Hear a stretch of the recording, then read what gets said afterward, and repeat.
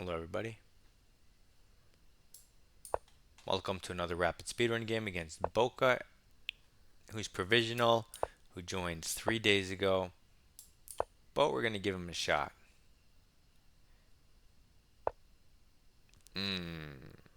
F6, not good.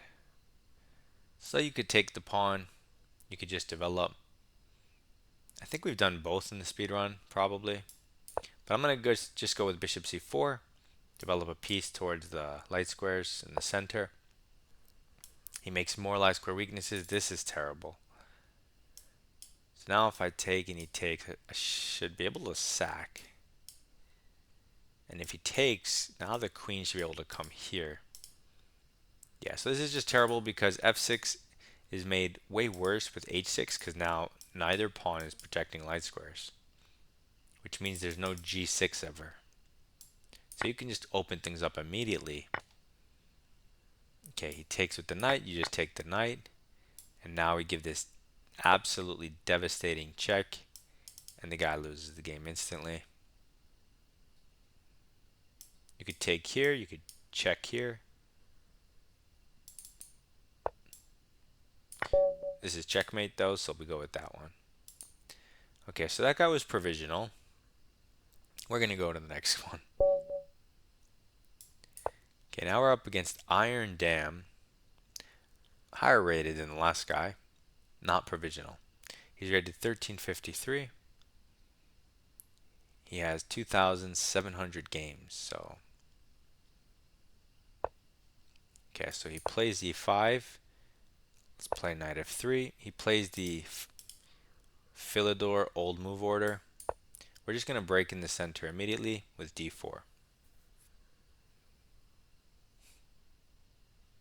If he takes, we'll just recapture with the knight. You could also recapture with the queen. It's possible. And now he just breaks in the center immediately, trying to equalize the space. It does waste another tempo though.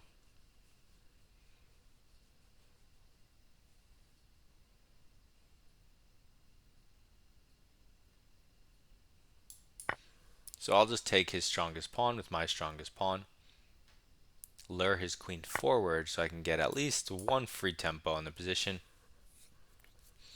And okay, he has free development, because his pawns are open. He gives me a check. I can block with either bishop. I'll just stick with the light square one as it prepares castling. I have 3 minors out. He has 0.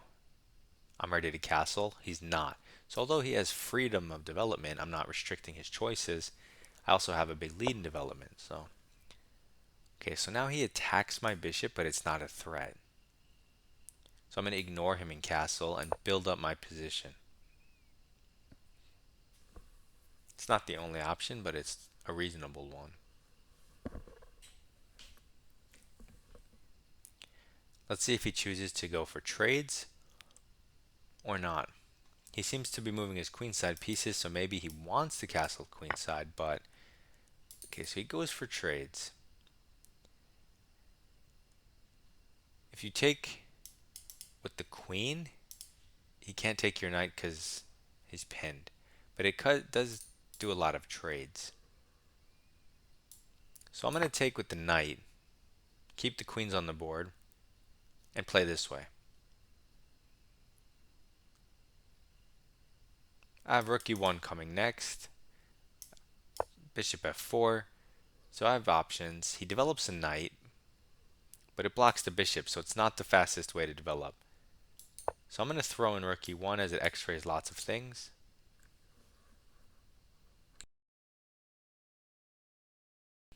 See how my opponent responds. That will determine exactly which square I pick for which piece. Okay, so he goes back, queen to back.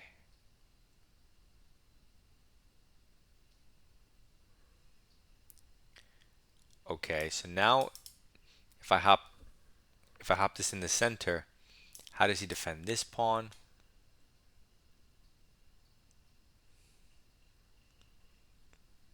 Knight a6 is kind of lame.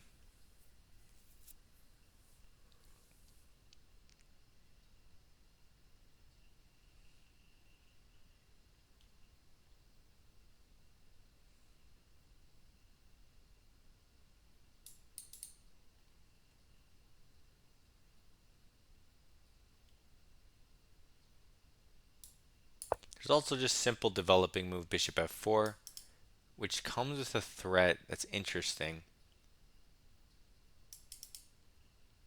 Potential for e5 once I move the knight. And again, how's he going to address this threat? He could go c6, stopping both of those ideas, but that's not really helping him get out of the situation he's in. He's tangled up, his king's in the center, his pieces aren't doing so hot. Only his queen is a little bit, active.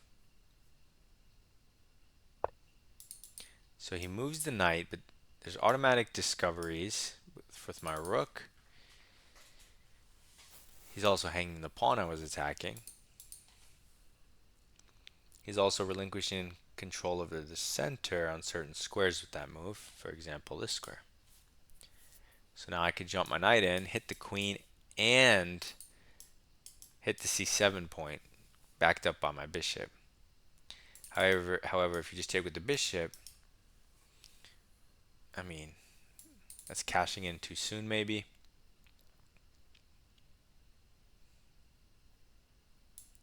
So instead of the king discovery, I'm going to go for this one. Improve my knight for free with double threats, double attack. I'll keep the other thing. Okay, he goes pawn hunting. So doesn't he just get checkmated? Right? Like check. His king has to go up. Can we bring our queen in?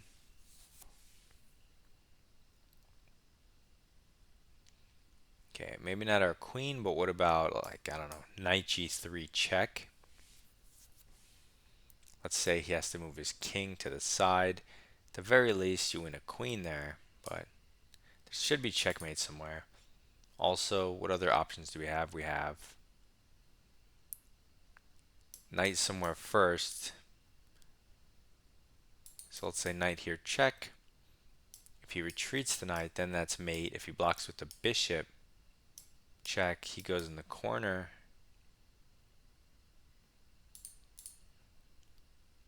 Wait, so knight here, bishop, check. He has to go in behind. And then queen sacrifice, check. Bishop takes queen, rook e8, checkmate, supported by the knight. That works. Oh my god, that works. So that's a mate in one, two, wait, one, two, three. A mate in four. Nice find, if I say so myself, but I knew there had to be mate. This many pieces, this kind of alignment, these kind of threats. Okay, this is the faster mate, because now he doesn't have the escape square on f8, so now this is just mate in 2.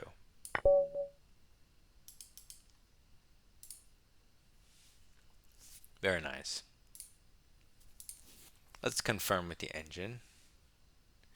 So we play against the Philidor,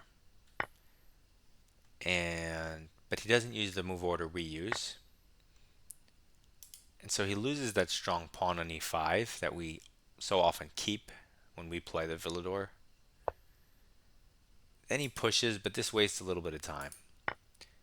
So we take, evening out the space. Now we develop for free. Forced development. King safety development. Engine says plus 2.6. It says white's already winning. So it's not just a lead in development, it's this lead in development also happens to come with threats that he's not going to be able to stop just because of the position specifics. So it's already losing for black, but even if you don't know it's losing, you know it's bad and much better for white. Okay, so takes, force move, improving a piece for free. It says it's plus 5. We just develop for free. The absolute best move is Okay, so what we did, or move one of your knights, and now we improve a piece for free. Mega threats +8, and now it says it's mate in 4, which was the wait. Oh no, we found a mate. The mate in 4 is actually taking here first. So if we take here first, the king has to go up.